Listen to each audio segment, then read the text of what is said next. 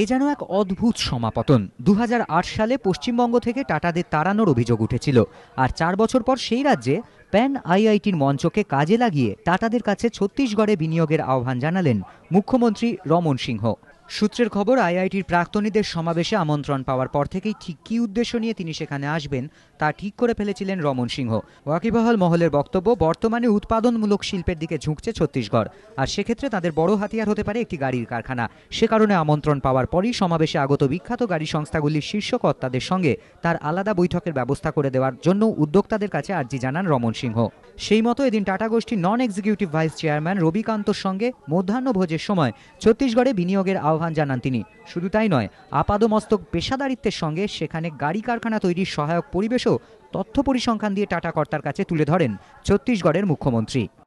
अभी रविकांत जी को मैंने छत्तीसगढ़ में बुलाया है, विजिट करिए, आइए और देखिए स्टेट में क्या संभावना है, तो उन्होंने कहा आऊँगा मैं। ये ऑटोमोबाइल के लिए आपने बोला? बिल्कुल बिल्कुल बोला वैसा। क्या बोला?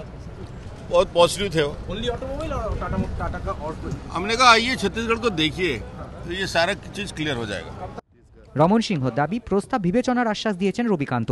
সিঙ্গুর মামলা এখনও সুপ্রিম কোর্টে বিচারাধীন। তৃণমূল সূত্রে খবর, সুপ্রিম কোর্টের রায় বিরুদ্ধে গেলে বর্তমান সিঙ্গুর আইন খারিজ করে বিধানসভায় নয়া বিল আনার প্রস্তুতিও নিতে শুরু করেছে রাজ্য সরকার। সেই পরিপ্রেক্ষিতে পশ্চিমবঙ্গের মাটিতে দাঁড়িয়ে রমন সিংহর প্রস্তাব অত্যন্ত তাৎপর্যপূর্ণ বলে মনে করছে ওয়াকিবহাল মহল।